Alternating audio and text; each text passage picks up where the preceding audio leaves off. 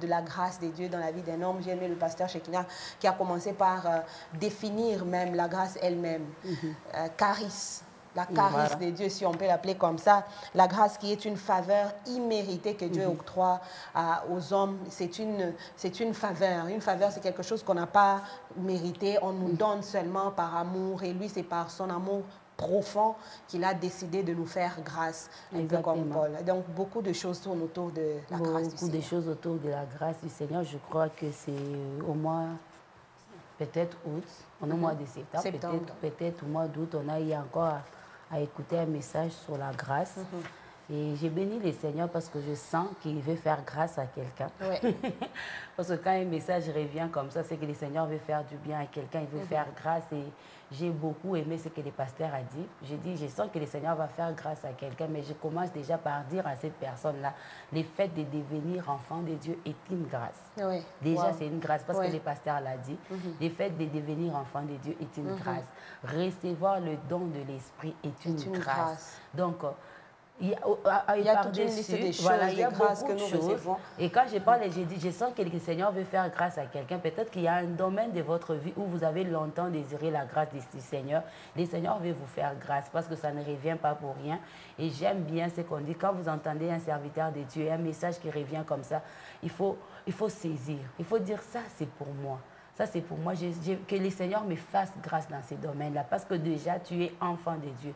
Le Seigneur t'a fait grâce de devenir son enfant. C'est une grâce. Il y a un domaine de ta vie, essentiellement, où le Seigneur va te faire grâce. Et j'ai beaucoup aimé, la sœur Valentine, le pasteur a dit, au fait, nous sommes imparfaits. Mais c'est nous, ces êtres-là imparfaits, que le Seigneur prend ses dons qui sont parfaites, et venir mettre dans les êtres imparfaits pour faire avec nous des choses excellentes. Il a dit ça. En tout cas, c'est quelque chose de... Peut-être qu'on n'arrive pas à imaginer. Il dit que les choses que nous faisons avec le Seigneur, pour le Seigneur, ce sont des choses, des œuvres parfaites. Mais que le Seigneur, pour exécuter ses œuvres parfaites, il passe par l'homme qui est imparfait pour exécuter une œuvre parfaite et avoir un fruit excellent. Quelle grâce. C'est une grâce. Quelle opportunité, quelle faveur. Et il n'y a que le Seigneur qui peut faire ça. C'est difficile d'attendre. C'est difficile qu'on attende ça des hommes. Un homme, quand il veut te choisir, il attend que tu sois parfait. Voilà pourquoi même lorsque nous allons demander un emploi quelque part, on nous demande les CV. Il y a déjà les critères qui sont bien établis par les hommes. Nous cherchons un homme qui a fait de telles études, qui parle anglais, qui parle, je ne sais pas, quelle langue, et qui maîtrise tel domaine et tel autre domaine. Et c'est en répondant à ces domaines-là qu'on vous choisit pour pouvoir qu'on vous acceptera pour commencer cet emploi. Mais avec le Seigneur, il arrive des fois, d'ailleurs plusieurs fois, que nous ne répondions même pas aux critères. Sans répondre aux critères, il nous fait grâce et il nous choisit comme ça. Et il nous commence à se servir de nous. Déjà, peut-être pour les hommes, ça ne passait pas. J'ai beaucoup aimé un message que je tente de suivre ce matin. Les pasteurs étant... Au fait, l'intervenant parlait de David. Il dit, regarde David. Au fait, pour son père, pour ses frères, quand le Seigneur... Au fait, il ne répondait pas aux critères. Pour eux, David était là juste pour s'occuper des brebis. Et il dit même, regardez, les frères de David parlent des petits brebis. D'un petit. En fait, ce n'était même pas grand. C'était juste un petit. Donc pour lui, pour son frère, David, lui, c'était des petites choses, un petit troupeau qui lui était réservé. Il dit, mais toi, ton travail, c'est de garder les petits troupeaux. Mais au fait, c'était ça le travail qu'on avait donné à David. Mais le Seigneur avait déjà choisi David. Le Seigneur avait déjà décidé de faire grâce à David. Quand bien même son père pouvait l'oublier, la grâce du Seigneur est allée localiser David même loin, dans la brousse, là, en train de garder ces petits troupeaux-là. C'est un détail que j'ai découvert aujourd'hui qui m'a fait du bien. Il était en train de garder les petits troupeaux. Il faisait des petites choses. Donc, c'était quelqu'un qui n'était pas vraiment considéré en société. Ses frères ne savaient pas que c'est en gardant les petits troupeaux qu'il est arrivé à vaincre des grands lions, s'il faut le dire encore. Parce qu'on appelle les lions les rois de la forêt. Mais c'est en gardant les petits troupeaux que David s'est battu avec les rois de la forêt que nous appelons les lions. Donc David était déjà en très bonne relation avec le Seigneur. Il faisait déjà des grandes choses avec le Seigneur dans le secret. Mais seulement les gens ne pouvaient pas savoir que David était capable. C'est déjà un homme qui avait trouvé grâce aux yeux de Dieu. En gardant ce qu'on appelait les petits troupeaux de leur père, il s'est battu avec les ours, il s'est battu avec le lion. Il a défendu. Parce que c'est un homme qui avait déjà trouvé grâce aux yeux du Seigneur. Et vous avez vu, même lorsque son père l'avait oublié, quand bien même que son père l'avait oublié, le Seigneur, lui, savait sur qui il devait déposer la grâce. Et c'était sur David que la grâce de Dieu devait reposer. Le petit David qui gardait les petits troupeaux de son père. Il y avait beaucoup de gens qui avaient beaucoup d'expérience ce jour-là. J'ai aimé vraiment cet exemple de David. Il y a beaucoup de gens ce jour-là qui pouvaient être choisis. Des gens qui avaient de l'expérience. Oui, des gens qui avaient déjà combattu. Le roi lui-même, c'était un guerrier, donc le Seigneur pouvait dire, bon, je le prends seulement lui, je fais des miracles par lui, mais il est allé choisir quelqu'un qui était rien devant toute cette armée. Lui, David, c'était vraiment rien. C'était le petit Bitinda, lui qui devait amener à manger, lui qui devait voir si ses frères vont bien, mais c'est celui-là que Dieu a choisi. Le pasteur Shekinah a donné même l'exemple de Paul. Paul qui était un meurtrier, qui persécutait l'Église. Mais c'est ce Paul-là sur qui la grâce de Dieu est allée reposer. Même quand il voulait que certaines choses partent de lui, le Seigneur Dieu lui a dit, ma grâce te suffit. Parce que déjà, il avait une grâce du Seigneur d'avoir été choisi. Être choisi, comme tu l'as dit, c'est déjà une grâce. Servir le Seigneur, c'est déjà une grâce. Et Paul avait déjà ça sur lui. Quand il a vu qu'il y avait peut-être un handicap qui le gênait, il voulait que cela soit parti. Mais le Seigneur lui dit, ma grâce, parce qu'il avait déjà sa grâce, ma grâce te suffit. Il y a des gens des personnes qui ne se contentent pas, Sœur Bijou. Des chrétiens qui n'arrivent pas à se contenter de la grâce du Seigneur dans leur vie. Ils veulent avoir plus que la grâce. Ils veulent qu'en dehors, peut-être des dons que le Seigneur a fait, beaucoup de choses que le Seigneur déjà, servir Dieu, le souffle qu'il a, en dehors de tout ça que le Seigneur lui donne aussi, c'est que lui veut. C'est désir à lui. C'est que lui veut que ça soit... surtout parce qu'il veut ce que l'autre a. Oui, c'est qui frappe à l'œil, c'est qui peut impressionner, mais il y a déjà une grâce sur lui qui l'ignore. Exactement, il a déjà une grâce, j'ai aimé ce que vous avez dit. Il veut ce que lui, ce que son cœur désire. Et surtout, au-delà du fait que son cœur désire quelque chose, c'est parce qu'il voit ça chez l'autre. Donc lui, il a sa grâce, le Seigneur lui a fait grâce, il lui a donné des dons. Non, je vais... Seigneur, je veux faire comme pourquoi moi je n'ai pas ce que Sœur Bijou a? Pourquoi je n'ai pas ce que les Sœurs Bijou a? On a vu... Au fait, en tant que chrétiens, nous devons d'abord comprendre que nous sommes un corps. Il y a celui qui joue le rôle du bras, l'autre c'est le rôle de la jambe. Et même en recevant la grâce de Dieu, le Seigneur sait que toi, bras, ce que je te donne, c'est ce qui est suffisant pour toi. Toi, en tant que jambe, ce que je te donne, c'est ce qui est suffisant pour toi. En tant que yeux, je te donne... Oh, jamais... Toi, tu es bras. Pourquoi tu veux désirer à tout prix le rôle des jambes? Le rôle des jambes. Si toi, tu veux jouer le rôle des jambes, et qu'est-ce que les bras fera? Au fait, c'est ça, hier, j'ai lisé la Bible. C'est ça, au fait, les contentements. J'ai lisé la Bible, j'ai lu quelque part où Paul est en train de parler à son fils Timothée. Et il lui enseignait aussi ces choses, les contentements. Arriver à se contenter de ce qu'on a.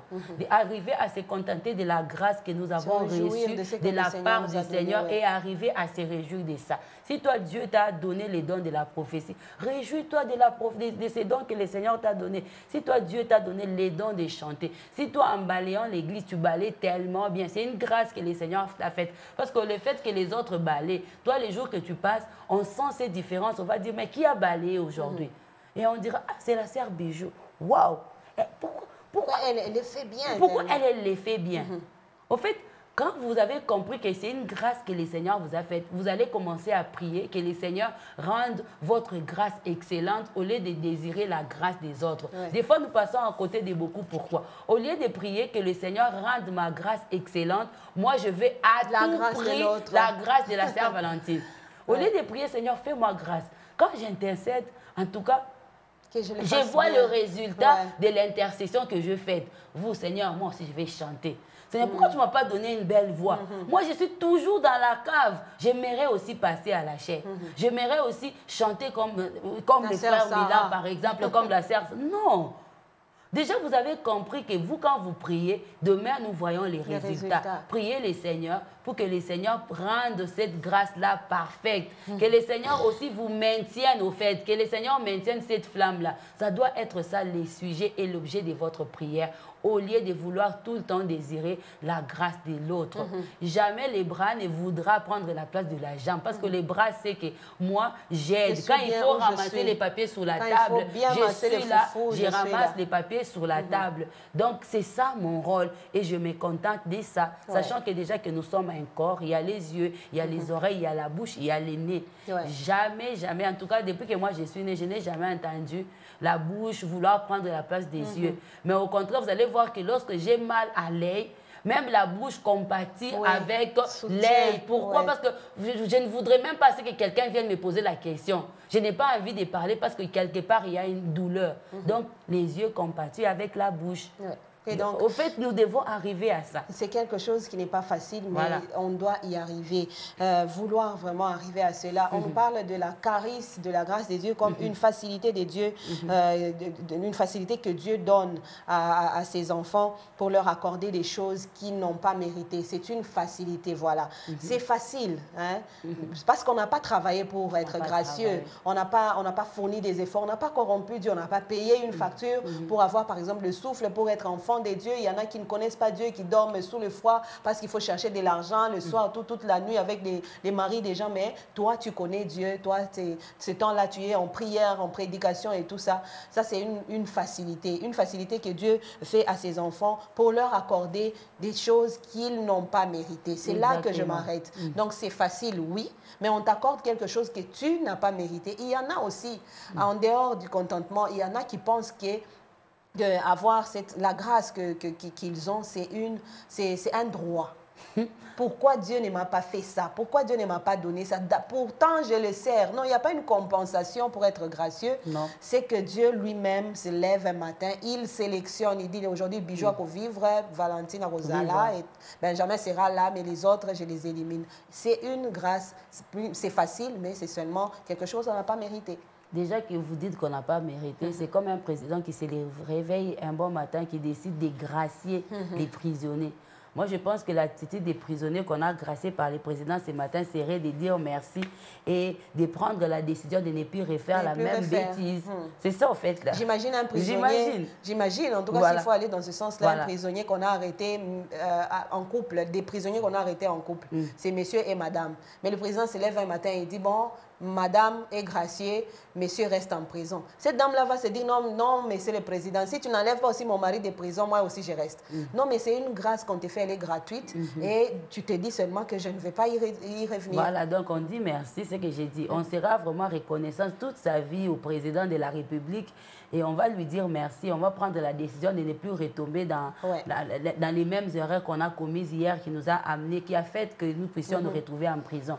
S'il faut prendre dans ce sens-là, si vous avez compris les choses dans ce sens-là et que ce matin, vous êtes bénéficiaire d'une faveur non méritée, par exemple de la vie que vous avez, vous devez dire merci au Seigneur.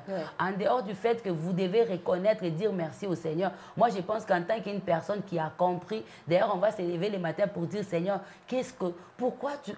merci pour cette grâce que tu m'as faite. Qu'est-ce que tu attends de moi pour la journée d'aujourd'hui? Au fait, quand je me réveille, je ne vais pas penser d'abord à mes propres intérêts, mais je vais penser aux intérêts de la personne qui a renouvelé le souffle de vie en moi. Donc, je vais penser, mes pensées premières vont aller vers le Seigneur. Qu'est-ce que le Seigneur attend de moi? Donc, au lieu d'abord de réclamer les choses de la part de Dieu, je devais d'abord me poser la question, qu'est-ce que Dieu attend que je fasse pour lui? Et c'est ça la bonne façon de faire. De remercier Dieu. De remercier le Seigneur, voilà, pour sa grâce. Et quand je découvrirai ce que le Seigneur attend que je fasse pour lui aujourd'hui, je vais le faire avec beaucoup de joie, sans murmurer, parce que le Seigneur m'a fait grâce. Et j'ai compris que c'est une faveur non méritée. Donc je vais avoir l'attitude de Paul. Paul dit, il n'a pas mérité. Déjà, ce qu'il faisait, c'est, en tout cas, il tuait les chrétiens.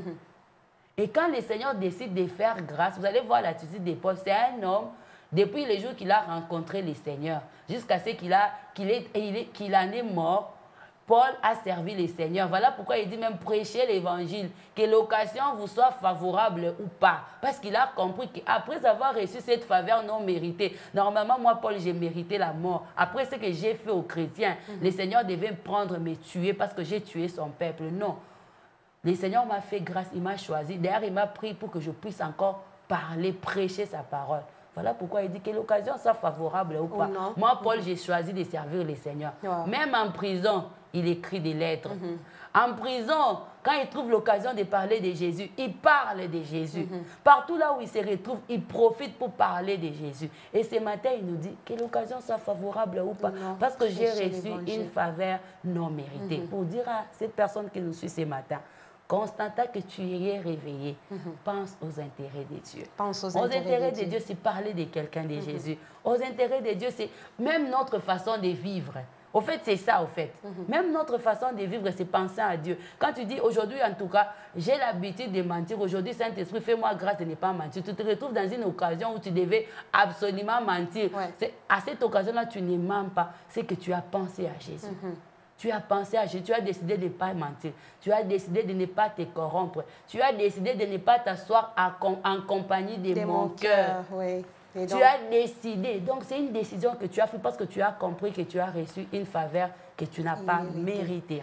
Si seulement chacun de nous pouvait comprendre ça de cette façon. Voilà. Faveur imméritée, c'est une facilité qu'on a eue de se réveiller. Hein. C'était un peu comme facile. On s'est réveillé, puis bon, on est en vie, on regarde autour de nous, tout le monde est en vie, on vient au travail, tout le monde va bien, le travail continue, mais seulement est-ce qu'on se rend compte que c'est une faveur imméritée? Paul qui tuait, Paul a eu une grâce et il devait se contenter de cette grâce telle qu'elle était.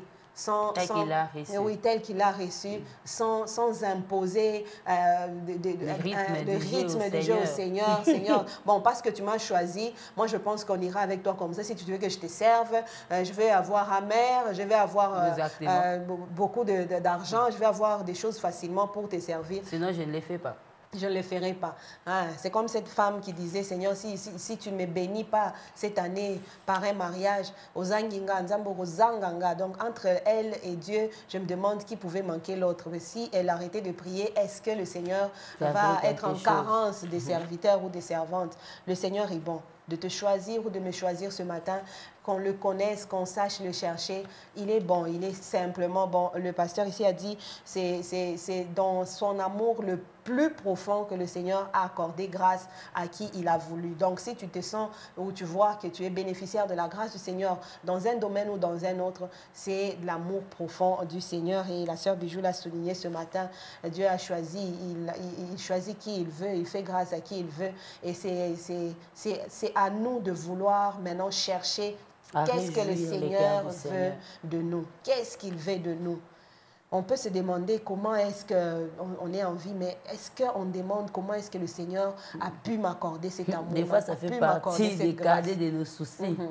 Des fois, par moments, ça fait partie des cadets de nos soucis. D'ailleurs, des fois, il nous arrive lorsque nous nous levons, on demande même des choses au Seigneur. Seigneur, fais pour moi ça, fais pour moi ça, fais pour moi ça. Est-ce qu'il nous arrive de penser comment réjouir, je peux faire pour toi, Seigneur? Voilà, réjouir les cœurs de notre Dieu. Réjouir les cœurs de notre Dieu, c'est en refusant les péchés. Réjouir les cœurs de notre Dieu, c'est en évitant les compromissions. Ce n'est pas seulement peut-être en allant évangéliser, mais c'est en mettant aussi de côté ces choses qui représentaient pour nous des intérêts quelconques. Sans cette chose-là, pour nous, la vie n'était pas... On ne pouvait pas vivre.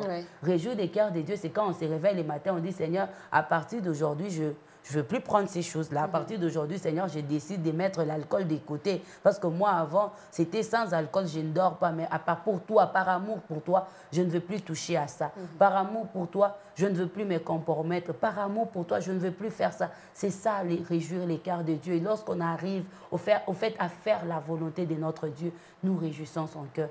Et cela doit être le désir de notre cœur tous les jours lorsque nous nous levons. Réjouir les cœurs de Dieu parce que nous sommes bénéficiaires de cette faveur-là imméritée, non méritée. Non méritée. La grâce de Dieu. Si déjà quand les hommes nous font du bien, on s'est dit on est redevable toute notre vie. À combien plus forte raison pour celui qui a accepté de mourir pour nous à la croix. Un beau jour comme ça, Maman Valentine, elle est descendue.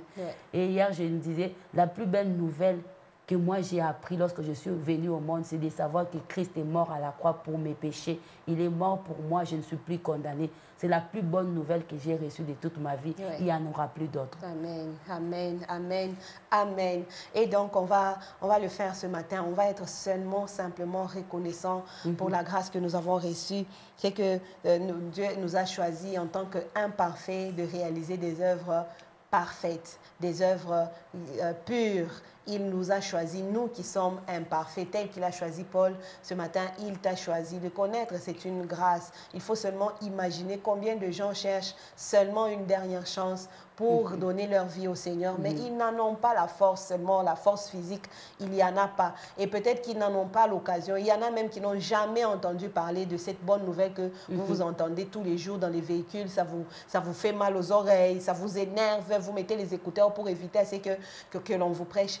Mais au moins, vous avez la grâce d'écouter l'évangile, d'écouter la bonne nouvelle. C'est Dieu qui a voulu que ça soit de cette façon-là. Quelle que soit la facilité avec laquelle vous pensez que les choses marchent, c'est une grâce que vous recevez de Dieu. Cette facilité, c'est une grâce que le Seigneur vous accorde pour que vous arriviez à faire des choses ou que vous arriviez à vivre une grâce que vous n'avez pas méritée. Que le Seigneur nous accorde encore à vouloir réjouir son cœur, que le Seigneur nous accorde cette faveur de réjouir son cœur par les œuvres que nous pouvons faire, que lui facilite cela, tel qu'il a facilité notre vie, il a mis le souffle de vie en nous, qu'il facilite encore que nous arrivions à réjouir. J'ai aimé ce que la sœur Bijou a dit, réjouir le cœur du Seigneur parce qu'il nous a fait du bien.